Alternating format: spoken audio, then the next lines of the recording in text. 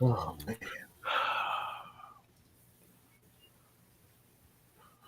Well, well, well, well. Oh man.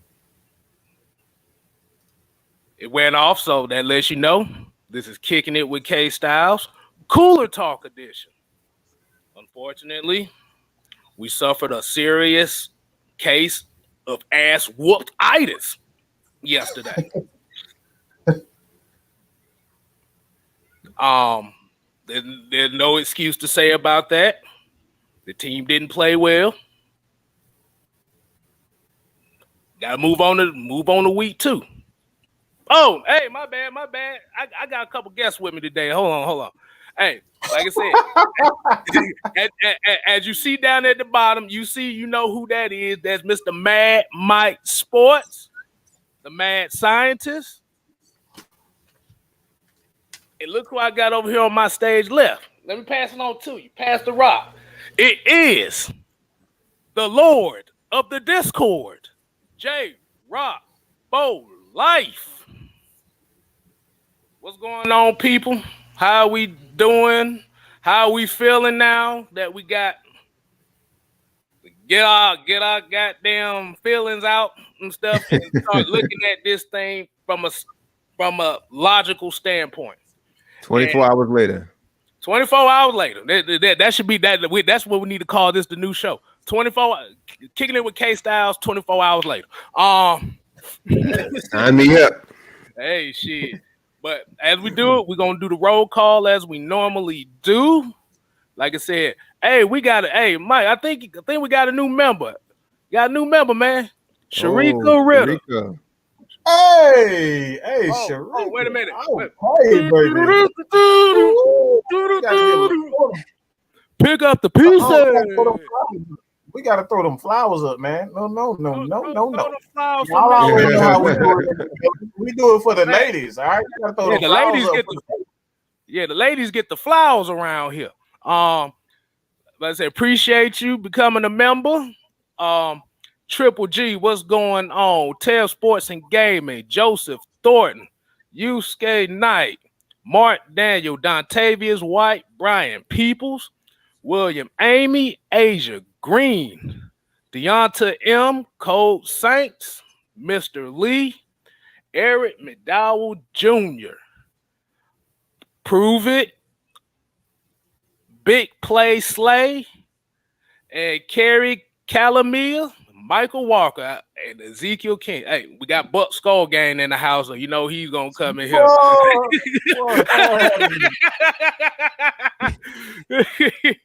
You would show up now, ones. You would show up now. Exactly. We got Toxic Falcons, we got Fred Butts. He's a loyal.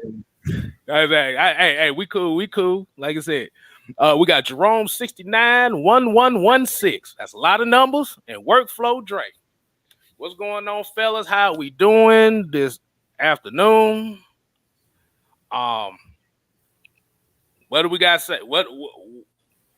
say? Like I said, taking all the emotion and anger of the disappointment of the game.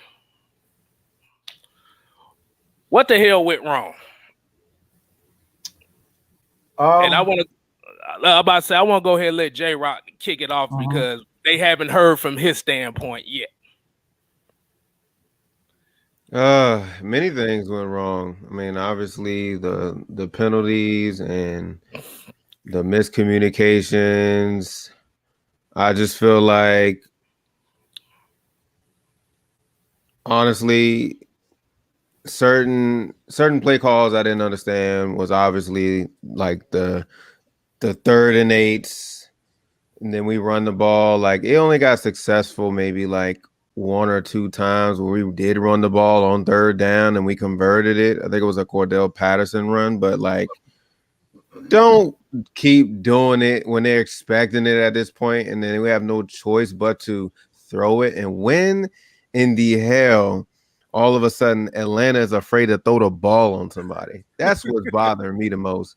Like after watching that yesterday, like, yeah, the running game looks sweet. We all know everybody was probably off their couch, just hooping and hollering. Oh my God, we got a running game. Mike Davis, and then we got Cordell Patterson. It's like we afraid, like once we go one-dimensional, which we've always been known for many years, we can't even be explosive in that. Like that's why I was really scratching my head. And I'm like, come on, like Atlanta's been known for having like the craziest passing attack for years. Maybe the running game a little bit. It was just, I felt like it was just more lopsided. Like we had successful in the running game, but just could not get like a perfect balance with the passing game. I just couldn't believe what I saw. And obviously the penalties is what killed us. The long drives is what killed us. But other than that, we just got a lot of shit to work on. Okay. Bam. Money, Mike. What you got for him? Well, J-Rock, you do realize everything that you said is exactly why you saw yesterday. You do realize what everything that you said is exactly the reason why he was calling the plays that way he was playing. It's because people are used to us running the ball. They're used to us passing the ball. They used to, when we get down, we're going to lean on Matt Ryan. When we aren't playing well on defense, we're going to get a ball to Matt Ryan. When all of us fails, Matt Ryan. When we don't score a touchdown on defense, it's Matt Ryan. When we don't play good special teams, it's Matt Ryan. Are we bringing that back to start off this whole season? Everything Matt Ryan's fault, right? We bring that back? Yeah, and I'm getting to the point. That's the reason why. This is a culture change, and we have to make sure that we understand that first. We have been, for the last 10 years or so, I say less than 10 years, we've been extremely reliant on Matt Ryan. When all else fails, we're going to give the ball to Matt Ryan. And people was wondering why we was coming out halftime, why we was running the ball out halftime. We down, it was 9 points coming out halftime. Why are we running the ball? Why don't we just throw it? That's the reason why. He's trying to change the culture. All right? So I know this is something that nobody wants to hear. Nobody want to hear changing the culture. But that's ultimately what it is. Yeah. Wait. Did you just say that they complained about him not throwing the ball while complaining that he throws the ball? Ironic, huh? Ironic, right? That's crazy. It's kind of ironic. I mean, they complain about him throwing the ball, but when he don't throw the ball, now it's a problem. But that's again. That even myself, I had to sit back and analyze the game, and I got to give Chauncey all the credit for this. Big Chauncey, the OG, y'all already know. He told me last night. He was like, one thing that he was looking at the game for a fan, and he hit me up. Like I said, bro, I got a lot of people around me that helps with this channel. Like anything that y'all see, a lot of information, we pass it along with each other. So what you see here, Atlanta Falcons Nation, is a group of people that help out to give everyone, the truth and try to help everybody look at a different standpoint, a different point. And what he stated is just that's the reason why. We have to get away from Julio Jones and Matt Ryan. We've been brain dead, okay? We've been brain dead. When why Matt Ryan can't do this? Why we don't have this with Matt Ryan? Why we need to replace Julio? We need to replace Matt Ryan. Everything is revolved around those guys, and that's the problem. That's the problem with the team. This is why Baltimore. This is why Pittsburgh. This is why the Patriots. These teams win games because they don't revolve around one particular player. One game you can see the Patriots running the ball. The next game they spreading it out. You know what I'm saying? Next thing, this is the reason why they went out and got Cam Newton, because they changed things up. They don't get caught up in one particular thing. So as a team, as an organization, and as a fan base, we have to understand this is a culture change. And in order for us to really get down to what we want to be, and that's to win games, we cannot get one-dimensional. And this is why everything that you said, J-Rock, personifies exactly why he called the game that he called. We're trying to change the culture. So look, I got a question. So let me ask you this: since Arthur Smith, obviously, or of course, Arthur Smith and Terry Fontenot are going with Matt Ryan as far as like for the rest of the future goes until he decides to retire or whatever. Do you think now that you said that? Now Matt Ryan's like, of course, he's the main attention in this offense, and he has to lead us. But you think he's trying to keep him longevity by not having him do so much? Yes and no. I think this has everything to do with laying down the foundation before we bring in a new quarterback. We can't bring in a new quarterback. Your offensive line still sucks. We're gonna have the same issues before. If it depends on two things, it's either the defense. If the defense becomes what we think the defense can be, then you're going to see them go draft the quarterback a lot sooner than we expect. And if the offensive line comes a lot, if it develops a lot faster than what we expect, we're going to see them develop. They're going to bring in the new quarterback. But it all hangs on the development and the defensive line and the offensive line. Those guys, come a lot faster. They develop a lot faster. You're going to see a new quarterback. But as long as we still are struggling on the offensive line, why bring in a new offense? Why bring in a new quarterback? He gonna get his ass tore out the frame too. So let Matt Ryan do his thing. I hate to say it like that, but you don't want to kill you don't want to kill the rookie before he even get in the getting the league good. Let the man let him breathe. Let him breathe. You know what I'm saying? But my question would be as far as that new quarterback is, when do you think would be time to look for that new quarterback? I know a lot of people saying, well, we could have had it this year, but we passed up on him for Kyle Pitts. The only reason why I agree with the Kyle Pitts thing is you don't know what you have in Calvin Ridley. Mm-hmm. If Calvin Ridley if Calvin Ridley doesn't ball out like that, you've not only had an insurance policy for Julio getting traded, but you have an insurance policy in case Calvin really doesn't work out as a number one. And you can resign Hayden Hurst right there. You got more money because Hayden Hurst he's either going to be here or he's going to be gone. So it's more money. So, like I said, I think this year is more so aimed at the development and the defensive line and offensive line. This is why you see them going and getting guys like Mayfield, going to get AO, Taquan Graham, all these guys. They worried about the development of the trenches. We're clearly worrying about the trenches because if we really wanted to be an explosive offense, we would have got another wide receiver to go along with Kyle Pitts and Calvin Ridley. We didn't do that. Yeah. Like I said, my take from the game. Like I said, I kind of felt like it was too conservative. You can kind of tell it was rust. There was rust as far as the players and the chemistry, offensive. Well, both sides really, but don't mind me. My nephew acting the whole ass right now. Hold on. Oh, that's the first time you ever see that on the show. This man stepped off. That's something. Hey, chat. Listen, that's the first time you ever see Kstylz walk off with something serious.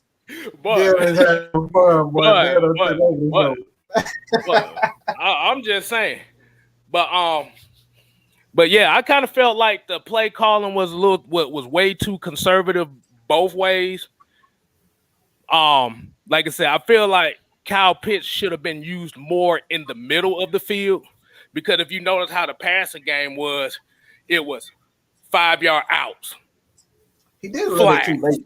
Yeah, he did a little bit too late. He used him late in the game. He used Kyle Pitts in the middle. And I think a couple of them one of them got called back. One of them got called back because of the penalty. So like I said, I don't necessarily think it was too conservative, but I do think that he held back. He could have done a lot of things better than like what he did. You know what I'm saying? So like that's my thing. Like because I like offensively, I love him spreading the ball around. I don't want to see the receivers catching as many passes as they did. I want to see tight ends catching running backs because that's going to force the line, like other teams, to focus on our tight ends, and that's going to leave one-on-ones for Calvin Ridley and Russell Gage. Like teams got to focus on that now, and when you focus on that, like that leaves Calvin Ridley one-on-one. Yep. Yeah, because I feel like if you utilize the levels, that benefits everybody else. The other thing that I saw too, it was the discipline. That was the major thing for me. It was the discipline. It was the flags. I ain't seen that much yellow since watching Peppa Pig with my daughter this morning. I'm serious. Right, you did see. Yeah, but like you said, and we have to look at that too. Is out of two of those 6 drives that we didn't do nothing with after the first 2 drives were ended because of penalties 3 drives that ended on penalties that cost 3rd and 20s. And like I said, Matt Ryan got a couple of them intentional grounded penalties as well. Like I said, he gets blame on that as well, especially being a veteran quarterback. But the thing, but the second one, that was kind of a smart thing because I rather took the intentional grounding than give up the strip sack. I tell you that now. But and then the third thing that I felt like really hurt the defense was the containment. The containment was awful. And it was coming from veterans, and that's really surprising. Yeah, that's really that's what like. But what's the deal? Right. We were just talking about it one time. Look, y'all know what I'm talking about. I forget. Dante Fowler got caught. He almost got caught a few times. He almost got but it was. He got his ass crack blocked like a motherfucker. He got his ass pancake like hell. Yeah, and the whole game. And see, this is why I say that offense is going to sputter anyway, because that's a gimmicky offense. Right. Like all teams are going to do is end up playing cover 2 and just going to take it away and just play. That's basically what they don't do. They're just going to sit on those route, play that cloud cover 2 where it looks like they're backing up, but it's really cover 2, and they're going to come up and they're going to trip. So like teams like that offense is not like it's reasons why college spread is not in the NFL because you can easily take that away. But what the issue was with the Falcons, it wasn't so much that they didn't get pressured; they just lose a contain. They had him several times. They had him at least 5 times that I know of. Like I can come up and like tell you, like I can show you where they have him. They had him at least 5 times, and he just got away because they just lost contain. Because Grady Jarrett missed a sack. He missed a couple of them. To be honest, Grady Jarrett missed a couple. He missed 2. Oliver missed 1. Yeah, Oliver did miss that one. That one. I think Stephen Means missed 1 too. That's the name. I don't know why. Like Stephen Means was absolutely horrible. Like he was horrible. I told you he's the residential cheerleader. I told you. Bruh, I was surprised to see 1, 2, 3, 4, go team! Yay, that's him. Rashad, what's up, man? Rashad 365. I see you, man. Y'all must be in love with me, man. Y'all want y'all want y'all woman to have a baby by me or something? Y'all been saying my name a lot lately. Bro, I told you when the Falcons lose, they all come after you, bro. They just want to see. They just want to see your face. Like, it's all good. It's all good. Look, you gonna be right. You gonna be right maybe 5 or 6 times a year, but I'm right all the time, so it's all good. It's all good, baby.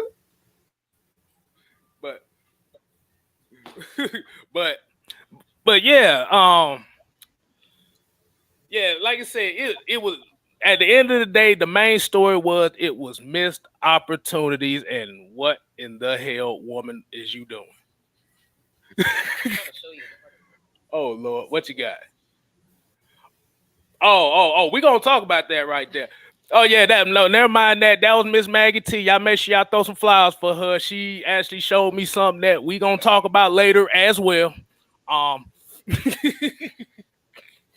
but yeah, I kind of feel like um here's my question. Here's my question to both of y'all, and y'all can answer this. So do you feel like the lack of preseason reps, not like a whole quarter or something like that, but like maybe a couple drives was kind of the reason why that went like that? Or do you just feel like it was just the coaches and the team kind of having a conservative mindset? You want me to answer that first? Yeah, go ahead. Go ahead. I feel like it has to do with a little bit of both, because technically, coming from last season, we didn't have a preseason. Everybody just went head first into week 1, and then this season we only get 3 preseason games, and we have seen a lot of other teams play their starters for a little bit. Cool. I mean, maybe for like a good first quarter, maybe like the first 2 drives or whatever, but I think that's what the 4th preseason game, when it used to be 4 preseason games, that's what we would have used that for, just to get those starters reps. So it has a lot to do with both the coaching and then the preseason reps. Has a lot. I'll say both. Okay, so you feel like it was more so the conditioning and the chemistry that was yeah, because you can. I mean, of course, that's what you want to do in preseason games. You want to, cut your roster, as to 53 as much as you can. I feel like it was just a lot of. I mean, we mostly saw the rookies, like what we always talked about. Like that was like that whole preseason 1 to 3. That was like just rookie showcase. That was really nothing that we would normally like see. So it was just the rookie showcase. That's all it was. Okay. What you got on that tape, Mike? I just don't believe in playing the stars in preseason no more. It's just too much money involved to really play these guys. Like, you're paying these guys hundreds of millions of dollars now, and that's the biggest. We got to focus on that. And I know I hear Terrence Mathis, Big Chuck Smith, a lot of these former players are like, they're really critical of the fact they're not playing in preseason and training camp. But you don't have $100 million on the line back then. Like, you didn't. If it was, they would have this exact same philosophy. There's just way too much to lose these days. We as a franchise absolutely failed. Like, we went down in the dirt when we lost Michael Vick. That was $100 million that we just lost. And like Arthur Blank lost so much money just not having Michael Vick. So picture if Matt Ryan, Calvin Ridley, Jake Matthews, all those guys get hurt in one season. That's almost $300 million right there that you lost because y'all want to pay them in the preseason. So, and the reason why you bring that up is look at what happened to Baltimore. They damn near lost their whole offense and some defense in the preseason. So I understand the need, and you're absolutely right that a lot of chemistry and a lot of issues, the slow starts with, not only the Falcons, but a lot of people they're not getting on Mr. Brady. They're not getting on Mr. Aaron Rodgers the way they did Matt Ryan. That dude played like complete Chryzap. Okay, Chryzap. That dude was terrible. No, like, he hasn't had anything. So it goes to show you that chemistry is a major issue and a major problem, but it's just too much money on the line to be putting these guys in preseason, because like even these guys coming out of college, and even some of these backups, these guys are still NFL caliber players, and you don't they can still get hurt. So like I understand it, everybody is right, but it's just too much money on the line. I'm not putting Trey.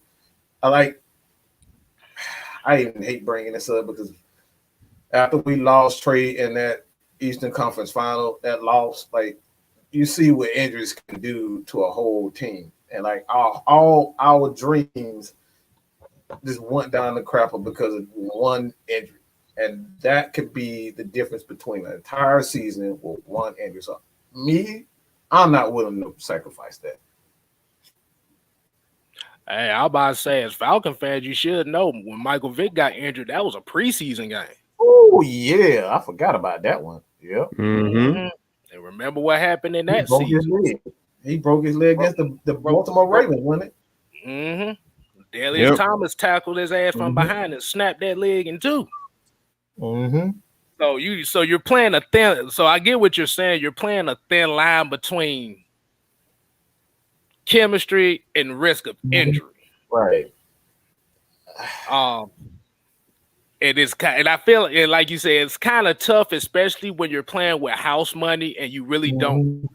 Like I said, I feel like we still got a little better depth than what we've been having the last couple years. Indeed. But when you don't trust that depth right now, it's kind of a risk. Yeah. But like I said, I'm a proponent. Like you said, you should get at least a drive in the preseason. Like you say, it doesn't have to be no elongated drive or nothing like that. If it's a drive, boom, you get one first down. Okay.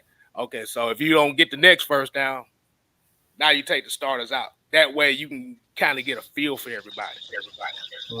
Hey, look who we got here. We got the Mafia Man himself. The Oh snap. Feli Sports Podcast in the building. Known as what's good? All right, we got also known as the other half. Also known as the other half of the Brothers of Construction, you know. Yeah, they know. The Brothers of Destruction. Hold on, wait a minute. We gotta do it right. Oh no, you didn't. Everybody knows what we've done. Everybody know what we've done. Everybody know. They just don't want to give us credit, but we here to snatch that credit. Everybody know what we've done in this business. So, hey man, let everybody know what your thoughts. But we were just going over, the play calling. As far as the play calling for Arthur Smith, the offensive lines. Like, what do you thought went wrong yesterday? One major concern. If you see, my main concern is just the offensive line. We already know the offensive line is new. You got two new players. You got two other players on the outside on the tackles who are inconsistent, and then you got your bright spot in Chris Leshman. All right, we know that. Now, the other problem was that I saw yesterday is, simply we couldn't set the edge on the defense, and then the nose tackle position. Like, I feel like that hasn't been addressed. Like we're too light at that position. So, bright spot. I like how we ran the ball. And it's the coach's first game, and as a former coach, I can give credit where credit's due. Like the Eagles, they did a good job executing and play calling. But far as Mayfield go, yes, I understand everybody giving Mayfield the business and stuff, but like this is his first game. All right, yeah, he looked good in preseason, but he's going up against all pro defensive tackle. Guess what? He's going up against two all pro tackles again next week in Vita Vea and Ndamukong Suh. Yep. So man, yeah. But I just want to send a message. And I'm about to head out because my phone about to die. But people got to stop tripping. It's one game. Everybody want to fire everybody after yesterday, and it shouldn't be that way. So that's all I gotta say. Yeah, Man, no, you're right. It's just some people just hate losing, especially the first week one. The fans get tired of losing, so I understand their frustration. We all watching the same game. I would hope so. Mm-hmm.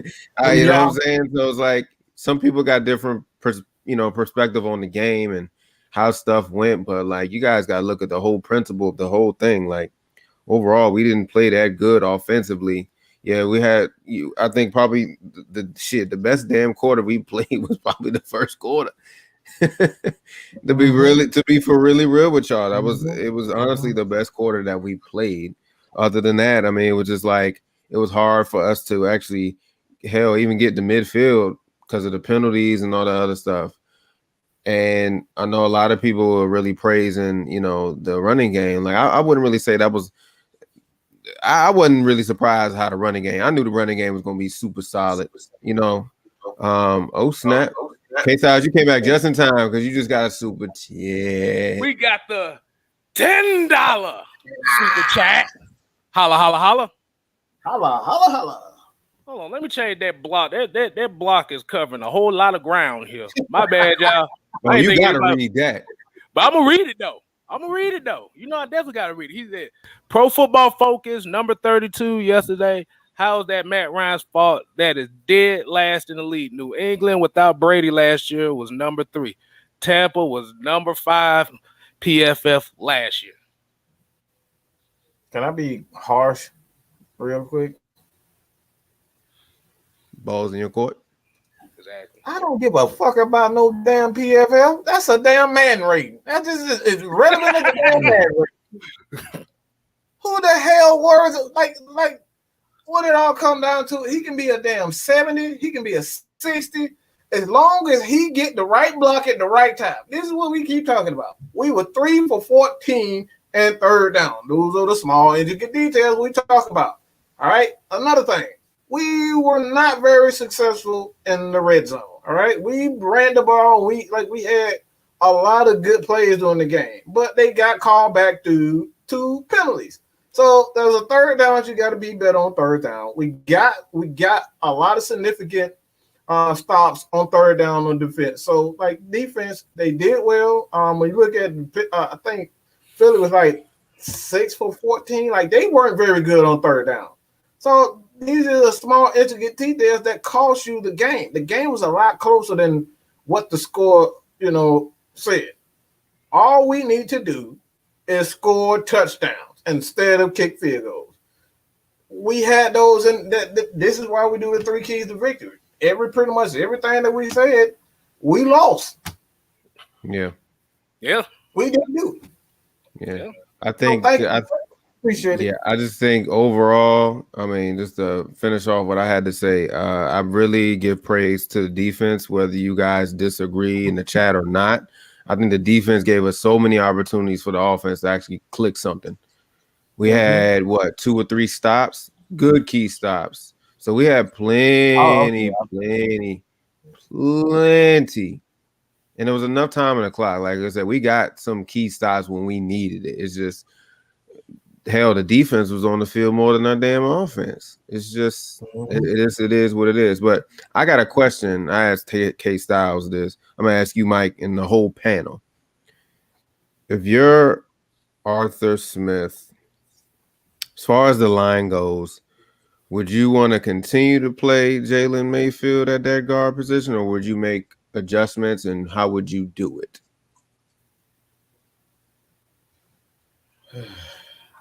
Go ahead, Kstylz. You can start off with this. Like I said, I'll play him next game.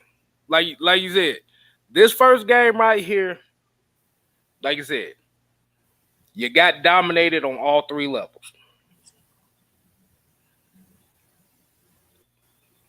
If you're about it, like I said, if this regime is about that action, the coaches is about holding accountability. If these players are all about toughness, I throw them out there again and see if they can redeem themselves. Because this is where you're going to find out who's going to really be your guys for the rest of the season. Because you got embarrassed. I'm gonna take that back. As a Falcons fan, we got embarrassed. But the thing about it is, when Mayfield got embarrassed, he showed signs of weaknesses by looking like he's crying on the sideline. He's doubting himself. See, that's the only way you're going to find out if this guy's going to be ready for prime time within the next couple years. Is he going to handle that adversity? That adversity. Because you really don't have an option behind him besides Drew Dahlman. But like I said, he didn't really play that well neither. But if this is a guy that you're comfortable within the next 2-3 years, you got to see how mentally tough he is. And that's where real coaching comes in at, is how do you get these guys prepared after humiliation? So, yeah, I'll start him again. Now, if it's in the first quarter and he's getting penalty after penalty after penalty, sit his ass out. He ain't ready. You bring in the next guy in. I think this is where I think I heard Mike say this yesterday, but when we don't have depth right now because obviously we lost Gano and then Andrews. Would y'all consider? Here's my thing. I was kind of concerned about him when he got drafted. Yeah, Drew Dahlman has nice tape, but as far as him at center, he is 6'3". It's kind of small. Would y'all recommend him sliding over to guard? Because since he knows how to play guard. I'm just saying. I mean, he played guard, and he was a bit better than Mayfield, but that's still that size issue for him. So, like, this year. That was always my concern. Yeah, okay. So he would have to bulk up if he was going to play guard. But as far as Matty goes, I want to make this clear. I wasn't picking at you. It's just I cannot stand that PFL. Like, that's trash. Like, PFL, please just don't put too much stock into PFL. Like, it's no offense to PFL, but it's just annoying to me. Because it's like I don't want to go into that. I'll just say this. I would start Mayfield. Because like Kim was saying, it's like you need to see if he got the heart and if you're wasting any time. So if he continues to come out and he has a bad game, he's not like what I need out of players. If you have bad game, I need for you to say, all right, you got me this time, but I'm gonna bust your ass next time. You know what I'm saying? I need that fire. I need him to do what Mike and Kobe did. Yeah, Mike was like a damn clown getting his ass beat by Detroit. Kobe, airball after airball after airball after airball. He said, okay, I've embarrassed myself. But he went in that gym and that man shot 2,000 damn free throws every damn day. He worked his ass off. So I need to see if he's working his behind off or he's sitting back soaking in his soaking in his terrible play. I don't need that. So I need to see if he got the heart. I need that. I need whatever he said prior to him getting drafted. I need that type of mindset. If he was for real, if he was for real about what he said, he needs to go by it, like starting now. Mm-hmm. What you say? What you say? His tweet need to be my bad. No, like I said, he needs to bring that back. It's just, look, I know it's tough. I will say this, yeah, we have a rookie interior right now, so like, yeah, I ain't really say we throwing him into the wolves, but like, just like Don said, like, we went against a good Eagles front, and me and Kstylz was talking about, like, we got the Bucks. That's even going to be more crazy. That's up maybe like 2 levels from wherever the Eagles was. First 4 weeks. Yep. Yeah, 4 weeks. Yeah. Yep. We looked at the schedule, and then and then we got the Giants too. And then Giants got a decent line too. That's kind of like not really the disrespect on the Giants, but it's like But tell them that fourth game though. Week 4 when we got Washington in town. Oh Lord, I'm gonna be like this. I'm gonna be sweating because y'all already know what's going on with Washington. You gonna turn into Montez. You gonna turn into Montez Sweat in that game. Literally, Montez Sweat. I'm like, but I'm gonna be panicking. But like I said, that's how you get your growing pains though. You gotta get your ass whooped to know what you did wrong. Yeah. Mm-hmm. It's like a boxer in the ring. Like you said, you got to box. Like you said, Buster Douglas beat Mike Tyson. That's all you need to know. Mm-hmm. Everybody gonna get their behind wheel. Exactly. Get their behind wheel. Muhammad Ali lost. Mm-hmm. Jack Johnson. Like you said, shit happens. But the thing about it is, your real character comes out when you're down. When you're at that lowest point, if you can come up, learn, and get better, that shows the toughness that this team is going to need. It's leadership, though. But yeah, I did like this one comment I saw from Virtual ATL GM. I do like that comment right there. It does take a while. I mean, you got to think about it. Preseason, we saw all rookie linemen for 3 weeks. I mean, you got to think Mayfield got put in with, the rest of our veterans. So, like, he has to gel with the other guys, like, Jake Matthews and all those guys, because the only solid lineman that we have in the game right now is Jake Matthews and Chris Lindstrom. Those are the only solid ones that we got right now. So he's going to have to gel with this offensive line. He's going to have to. But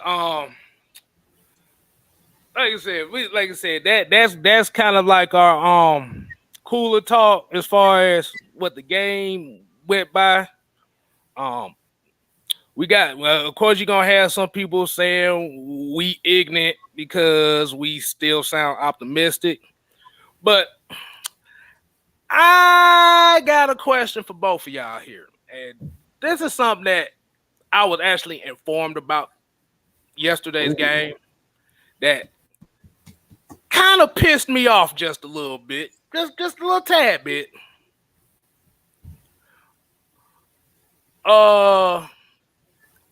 As y'all don't know, I got friends that work at the Benz.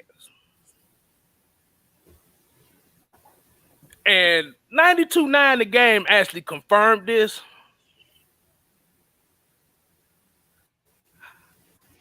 How can we make home field advantage when it's 70-30 away team? If the away team makes up 70% of the people at the stadium.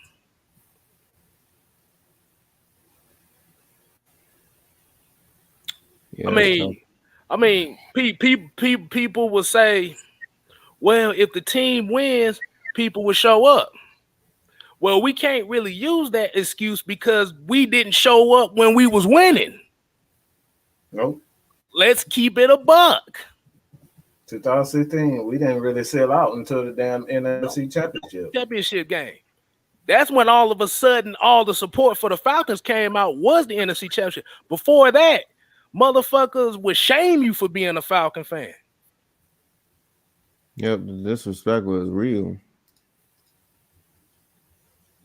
And to literally watch a video of Falcon fans literally getting booed out the stadium, and then you got people online trying to bully other people because they're optimistic about the Falcons regardless of an 0-1 start. I'm gonna be 100% honest with y'all, and like I said, this Maggie T ain't gonna like when I say this, but that makes our fan base look bitch made. It makes our fan base look soft as hell. We called Tad McKinley Cupcake last year. Those sightings right there, other fan bases see stuff like that. They're going to look at the Atlanta Falcons. They're going to look at the city of Atlanta and everybody that is Atlanta Falcon fan and think we ain't nothing but a bunch of bitches. I know we got some ladies in here. Like I said, I don't like using the word bitches like that too often, but this is what the perception is going to be.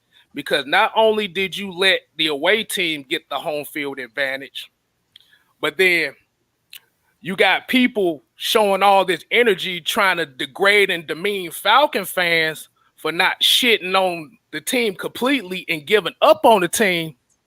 But you got other fans talking shit about you and you don't say nothing to them. Mm-mm. You ain't talk shit. You ain't talk shit to no other fan. You ain't talk no shit to no Eagle fan all week.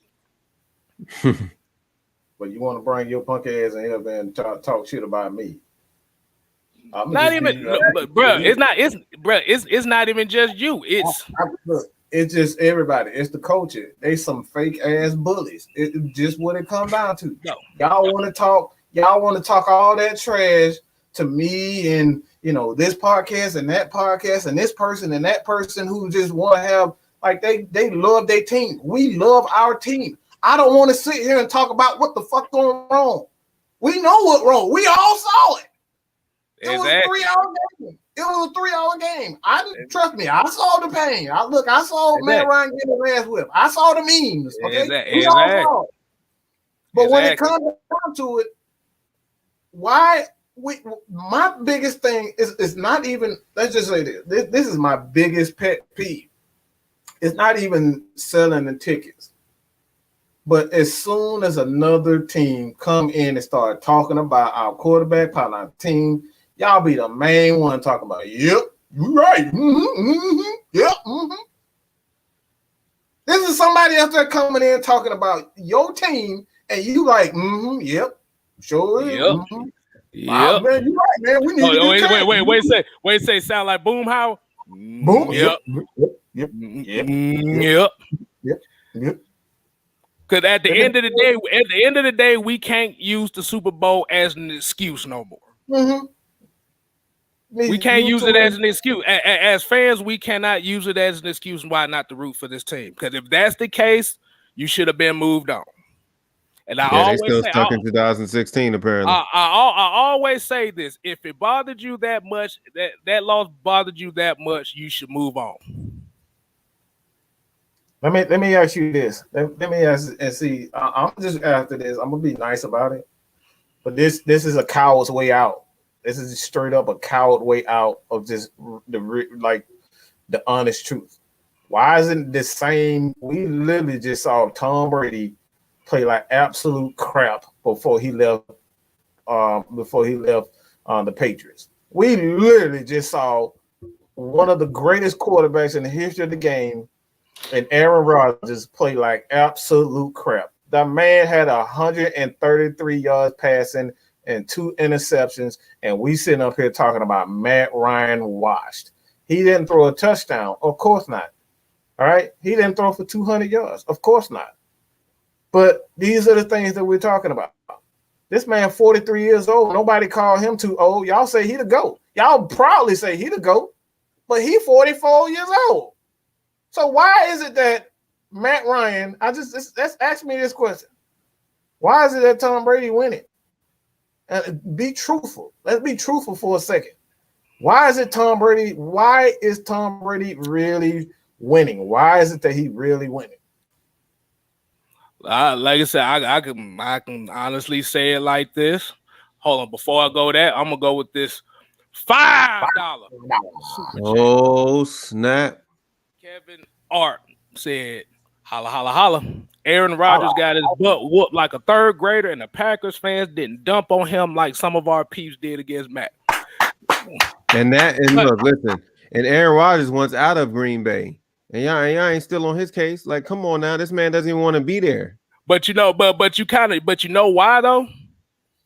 Because those fans are part owners of that team.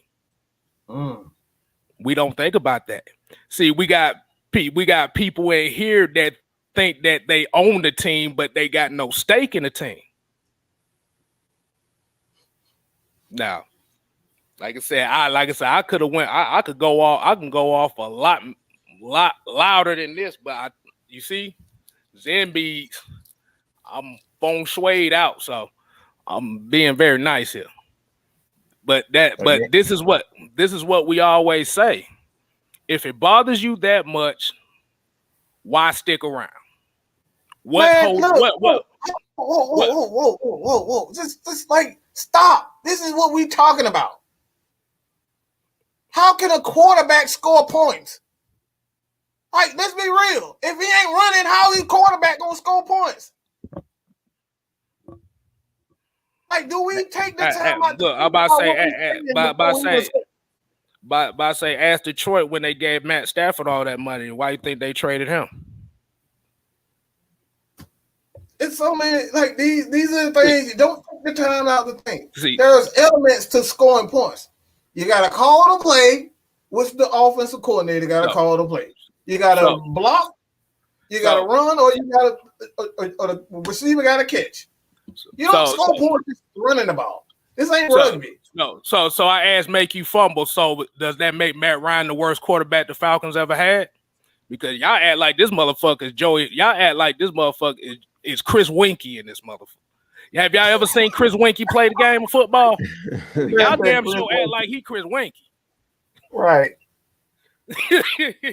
I also said this too. Think about this. When we're watching the game, let's be for really real about this. When we're watching the game, of course we're going to see certain people going to be open for a quick second or whatever. But when they're on that field and they're getting chased and the line is not blocking, they can't see none of that all the time.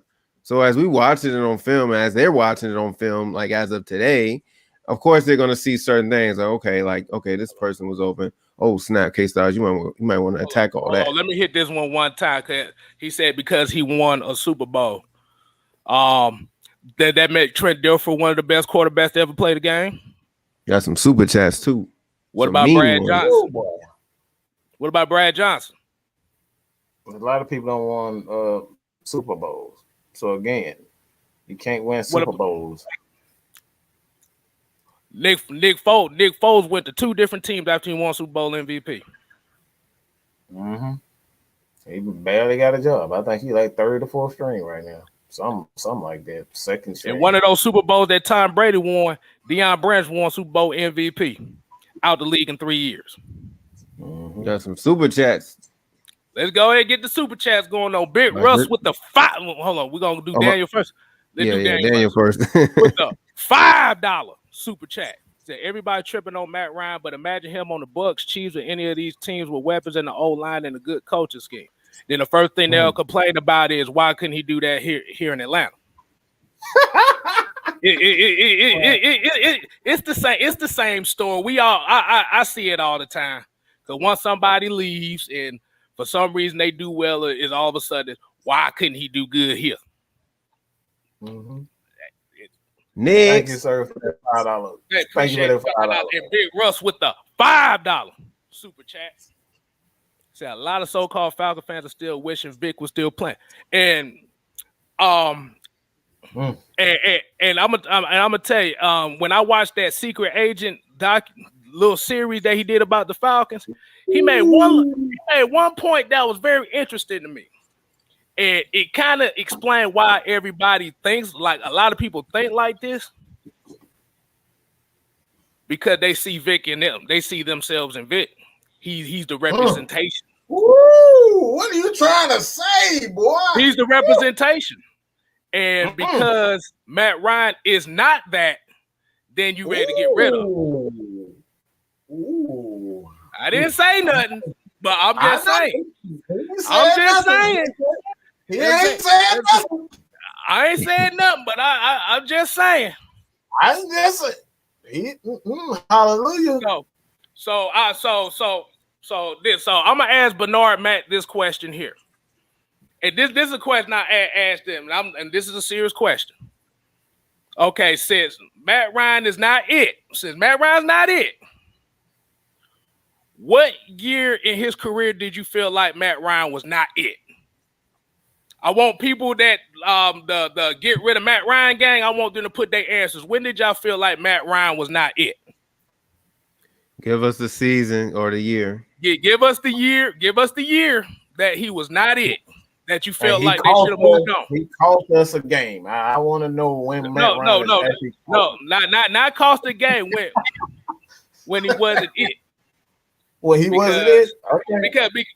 Because I'm trying to see where these answers correlate. And Fair Play Sports is not so much about Matt Ryan. The problem is they brought up more so of the negativity of the Matt Ryan situation.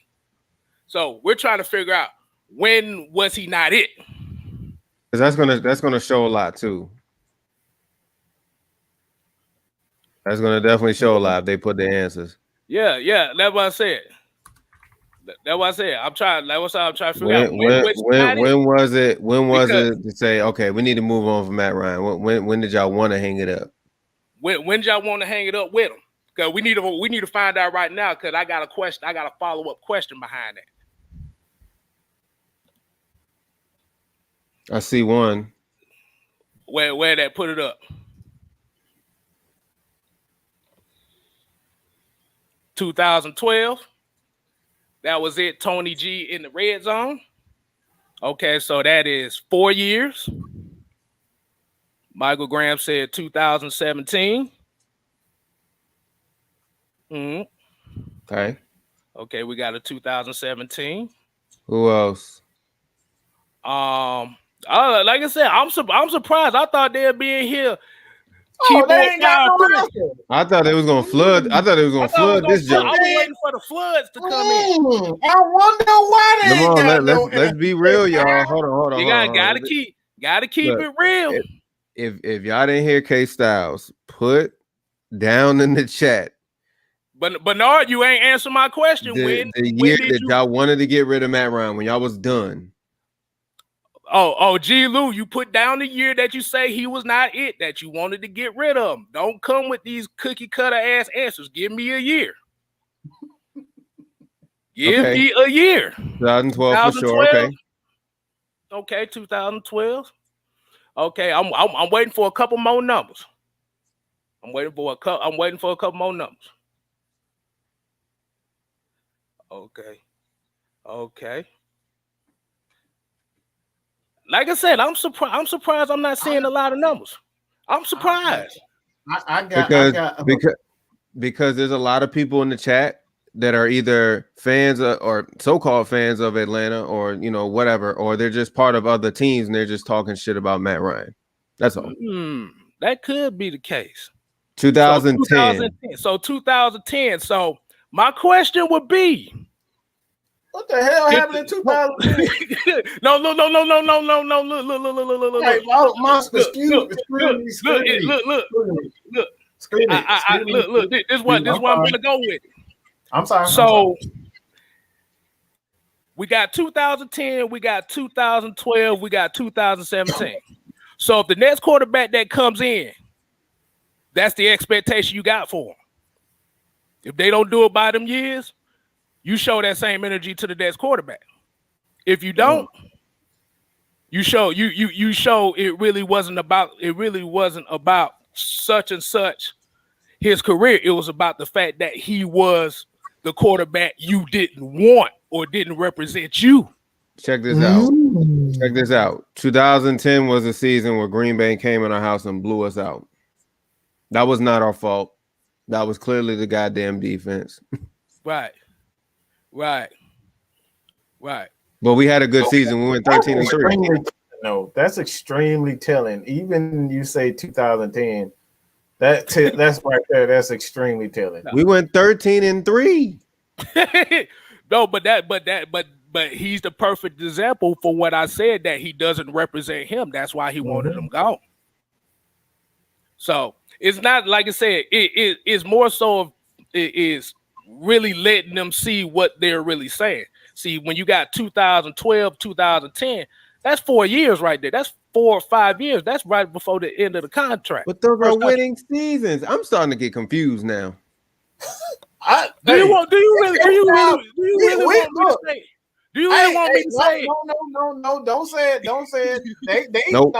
we know why. And we getting confirmation by your words.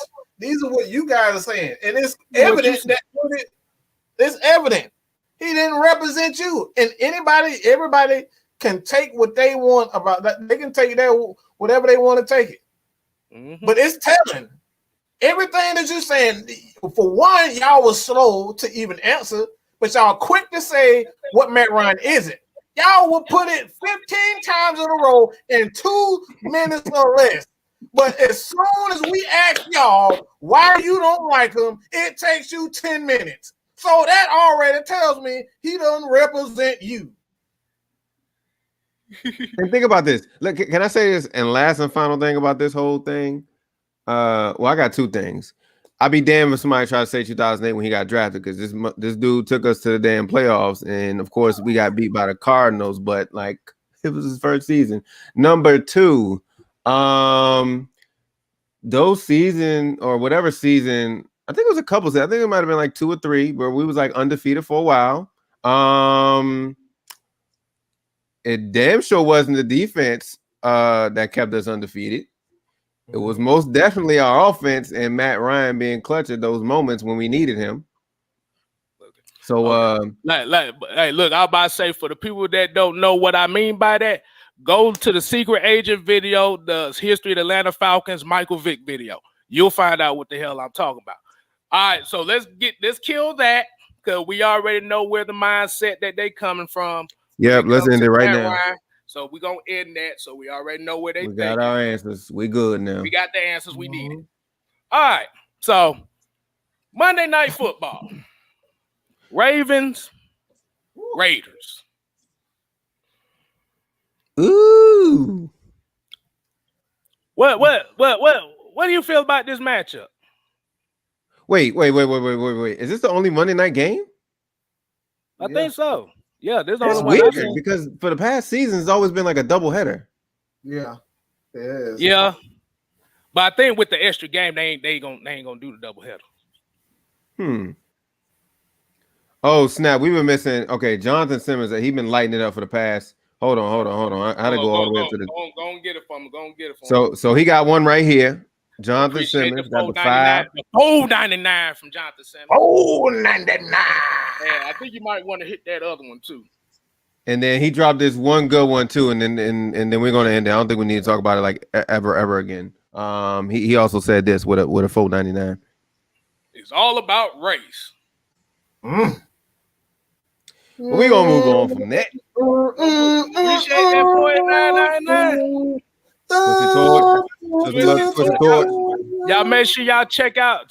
He was live just before this show. Y'all make sure y'all go to his channel and check his material out. He got you good insight on it. Yeah, put some fire in the chat for my man Twisted Torch. Exactly. With the fire emoji. All right. But yeah, like you said, Raiders and who you got? Kstylz, go ahead. Man, this gonna be interesting because I know the odds-on favorite is going to be the Ravens. But I feel like the Raiders might take this one. I think so too. I think the Raiders might take this one. Wow. It's gonna be a close game. It might be a 3-point game. I ain't saying it's gonna be a high-scoring game, but it's gonna be a 3-point game. I agree. I would say the Ravens. I forgot who. Oh, Mike. Mike, you said it. You said, Ravens lost some key players. Actually, they didn't lose them in preseason. They lost them in practice. They lost Marcus Peters in practice and the running backs in practice. So it's like I'm curious to see if how like what Julio Jones did, or mostly what any superstar on the team does. They don't really go to practice. They'll do little reps or whatever. I wonder if those dudes really practice, and then as of last week, before week 1, bam, it's like that's it. So they signed Le'Veon Bell. Raven signed Le'Veon Bell and Latavius Murray. So I think. Wow, they signed him too. Yeah. Yep. Okay, so at this point, they're looking for anybody to replace. Who was the guy? Was it Edwards? It was Gus Edwards. It was J.K. Dobbs, and then it was who was the other running back they lost? I think they lost 3 of them. Yeah, that's tough right there. So like, it's gonna be weird. Like, I forget who it was. I don't know. None of those guys know the playbook yet, so they going in head first. All 3 of those guys, so it's gonna be tough. And then, to be for real with you guys, the Raiders defense actually looks pretty good. I looked at their depth chart. They said Justice Hill. He was the other one. Yeah. And Marcus Peters. Yeah, it was him. I think Ravens are going to struggle a little bit because I think this game they're going to really have to rely on Lamar Jackson because Raiders defense is really good. I can tell you exactly who they have. Of course, they got Max Crosby, pretty decent. I didn't know they had Solomon Thomas. Like when the hell did they get him? Jonathan Hankins I knew about. What is his name? I can never pronounce his name. Is Yannick, the pass rusher. They got Corey Littleton, and they just got Denzel Perryman in the trade, and they just got KJ Wright. And I'm not even going to talk about the goddamn secondary, but I'm going to talk about it anyway. They got Trayvon Mellon. He was a rookie from Clemson, I believe, last year. And then they got Jonathan Abram, and then they got the safety that we all wanted, Trayvon Morig, and then they got Casey Hayward. So I'm not going to say they're all going to lock up Hollywood, but they look pretty all right. They gonna bump and run. They gonna press coverage the shit out that little motherfucker. They look all right, and I feel like Jonathan, back there is going to be like the real key factor because he plays pretty good as long as he can stay healthy. Right. But yeah. But you got Mike. Cause I want to get what you get, Mike, and then I want to get one more topic in before we get out. Well, I'm gonna just say it just like this, plain and simple. I'm gonna take the Kstylz, put the Kstylz spin on it. Unless Lamar can show me that he can pass, I don't believe in him. So I'm taking the Ravens. Oh, this is gonna be a test. Mm-hmm. Yeah, it's definitely gonna be that secondary. Yeah. But one more thing we're gonna talk about, and I saw it here in the chat too. So we're gonna go ahead and I told Ms. McAtee I was gonna talk about this too. It's the whole Julio and Mike Vrabel thing. That everybody going crazy over this shit. Somebody got to talk to me. I don't know. I really don't know. Like for real, I don't. So basically, what happened was Julio Jones got a personal foul call on him that cost him I think it said cost him a 3rd and short. And Mike Vrabel literally came out of the media and said that's some dumb shit. And yeah, I said it. That's dumb shit you don't do. That's a dumb play. Because the one thing we know about Mike Vrabel is he does not pull any punches. He will say what's on his mind. Oh yeah. Can I let me I gotta I'm gonna have a shocking response to this. And if you probably heard what I've said about Julio, you're probably shocked at my response to this. I just think Mike Vrabel is full of absolute shit. I really do. I think he's full of shit. Your offense got sacked. The motherfucker had. Excuse my language. I'm trying my best, but the motherfucker had 3 sacks in the first quarter. You worry about a personal foul? Motherfucker, that right there. Having Chandler Jones getting 3 sacks in a quarter is unacceptable. And you worried about a personal foul by Julio? Man, you don't get out of here with that bull. Man, please. And y'all, like I said, how I feel about Julio, but he's so full of shit. Your offensive line gave up 3 sacks by one person in one damn quarter, and you not even a whole quarter was gone, he had already had 3 sacks. And you talking about a personal foul with Julio? Bro, look, I'm going to tell y'all right now, Julio going to be gone. He going to request a trade, and he going to be gone because of Mike Vrabel. I saw that, and like I said, I'm not even – look, Julio is Julio. But what that dude pulled right there is exactly what Dirk Cutter and Raheem Morris did to Matt Ryan. Everything was pointed at one particular person. You never lose a game. One person never lose a game. It's a team effort. And like I said, that man had 3 sacks in the game, 5 sacks in the whole game, and you talking about a personal foul. That's unacceptable. Man, you need to talk to the tackle that gave up the sacks. Come on, get out of here with that, man. You crazy. Yeah, so and look, I already know what they thinking in the chat. Everybody like, oh man, we should have kept. Look, Julio Jones couldn't even save what happened to us yesterday. I'm gonna tell you that right now. Julio Jones would have not saved us. Not from that. Let's be real. Nah, nothing was saving us from that ass whooping we took. Right. But the quote he said it was absolutely nothing we could coach or teach. Weber said so that will fall under the category of doing dumb shit that hurts the team right there. And he was adamant about it. Man, I'll slap the taste out of my mouth. The one person you up here talking about a personal foul that's unacceptable. My damn face. Hey, my man. That's like that that T.O. interview with Shannon Sharp where he told Shannon Sharp, well, if I box Donovan McNabb, I'm gonna knock the chunky soup out of him. Oh my God. He gonna knock the chunky soup out of him. Oh shit. Oh man.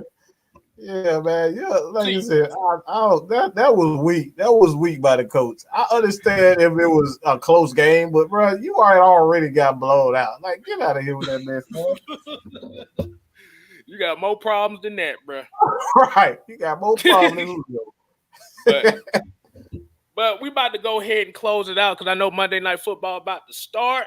So we're gonna go ahead and get these closing arguments out. Closing statements out, and I'm gonna let the Lord of the Discord go first. Lord of the Discord. All I'm gonna say is, I said it earlier. Oh wait, hold on. You might want to get this. $5 super chat. Blackheart said he letting Julio know who we let you not practice and pay the ransom. Where my production at? Oh no! I like that one. I like that. Oh, no. That's funny. Go ahead, J-Rock. I'm gonna say this on. Y'all just gotta bear with us. Y'all gotta be patient. Like I said, this is like Mike's been preaching about. This is a whole new coaching staff. There's some new players out there. I know everybody's like, oh, well, look at Philly. You know, they got a new head coach and new staff. No, that team has been established. They had the same roster. They only added a few pieces. That was it. They already knew game-wise of what they had to do. Us, it was you could just tell, like, we were just out of sync on certain plays. So just wait. Like, it's gotta learn how to cook. You gotta wait for it to cook up. Right now it's simmering right now. It's just wait. But y'all gotta just be patient. I know everybody's tired of losing week ones. We all know, but it's a long season. I'm not really too worried right now. This is just a test because we got some good defenses coming in our house, and then we're going to their house. So we gotta just stick with it. But other than that, follow the Twitch, follow the Discord. I'm gonna drop the links in the chat, and I'm gonna give it to Kstylz because you got another super chat. Joe with the $5 super chat.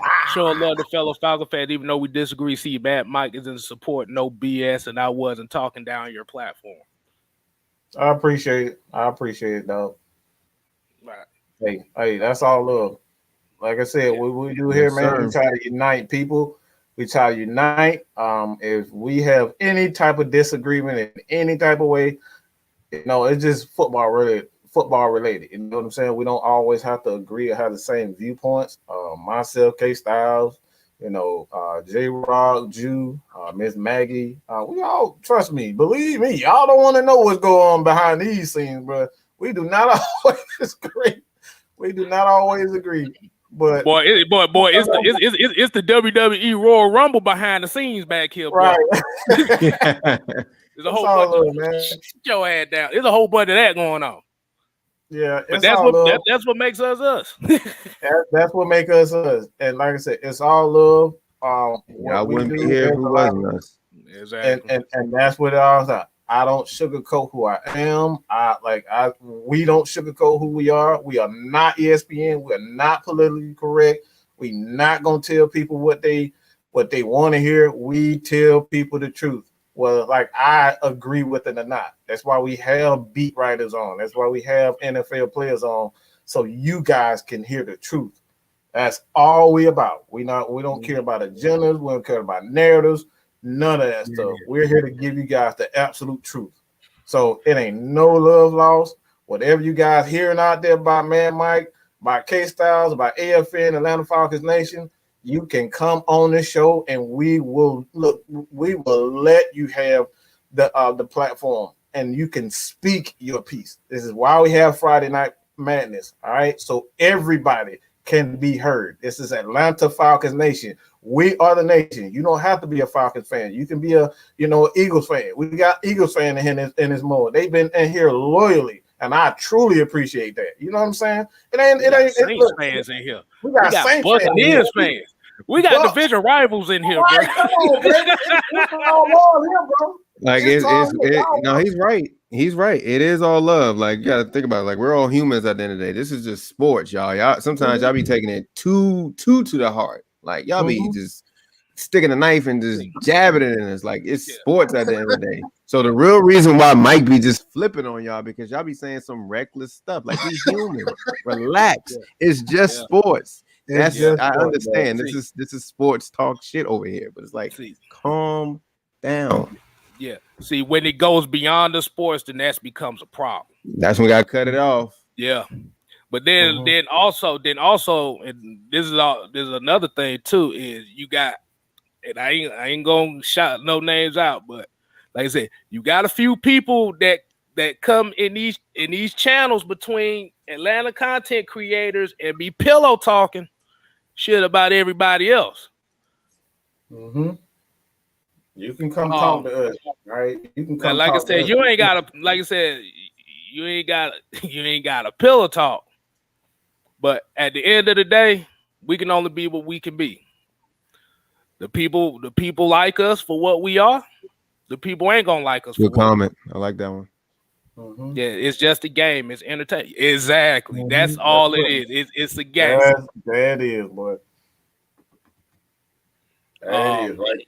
Oh, we got one who dat in here. We still gonna be stomping y'all asses out when we play y'all. So don't worry about that. You got the 38-3 victory. Just like your name, bro. It's all love at the end of the day. It's all good. Hey, look. If it's them, it ain't look, I'm about to say you got the 38-3 against the Packers. But y'all about to get y'all ass stomped out by them Falcons. But like I said, this is the stuff. Like this is the stuff that we cool with. This stuff we cool with. Like I said, but once you start trying to throw stuff like you're idiots or y'all dumb for having this opinion and stuff like that, that's taking it too far. Mm-hmm. We're not trying to have that. So I'm about to say, so the pillow talkers will expose themselves soon. Mm-hmm. Believe that. Oh, we got down to the bottom of it when you asked that good question. No, that's one aspect. We talking about the other aspect, the one that like to tell everybody else how stupid we are. Mm-hmm. But that's another story for another day. But like I said, we appreciate it. Oh, Mike, go ahead, get your final thought going on here. Oh, did you already do it? No, you ain't did it. Yeah, No, I ain't do one. Did I? I don't know if I do it. No, I probably didn't. I'll just expand on it. Like I said, man, it ain't no hard feelings. If y'all are hearing anything about myself, Kstylz or J Rock, man, look, y'all can come talk to us, bro. We not that hard to find. We not that hard to find. We open it up every Friday night so you guys can sit in the back and chat with us. Ask Alex. So many money man. We got so many people. First the frame race. Y'all see him. He's been on the show. We had so many people that's been in the back talking with us. We're not hard to find. You know what I'm saying? It's not hard to find. You can come chat with us. If y'all feel, like I said, if you feel like it is true, come ask. It's really that, bro. It's really that simple. And that's all I got to say about it. And look, and that shows you a lot about us, that we actually let you guys come on here and let you talk whatever you guys want to talk. As much as Mad Mike be wanting to cuss y'all out as soon as I say one crazy thing, because it's like, dang, like this is how you starting off. Like you just got on the show and you going reckless right now. So it's like we actually gave y'all the floor to speak what y'all want to say. Oh man. Whatchamacallit, Proven said, "What's up with the fantasy football hour?" Because that's Noah's department right there. Right? Noah Tyndale. That's his department. Yeah, he said Tuesday. I mean, damn Tuesday. I don't know why I just got Tuesday and Tyndale. That's probably why I got. But Wednesday, he would definitely have that. So you guys stay tuned for that, man. But that's it. That's all I got to say, man. Well, I might well go ahead and end it because StreamYard telling me to goddamn hurry the hell up because they keep knocking the green screen out. I didn't even recognize that. Knocked it out twice. I didn't even recognize that. Golly. I got all this bright light in here. They're telling me I ain't got enough light. Oh, boy. All right, man. Like I said, be ready. Be ready for the heavy hitters tomorrow, 8 o'clock. Me, Mad Mike, Jew Talk Sports. Like I said, that's gonna be the official show for this upcoming game. Mm-hmm. So this is the end of the week. We will not talk about last week's game no more.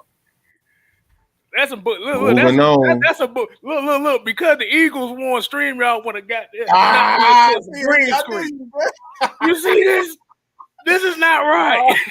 All right, but what we say, man, here AFN, man, we ain't here to play. We here to stay. You ain't gotta go home, but you gotta get the hell up out of here.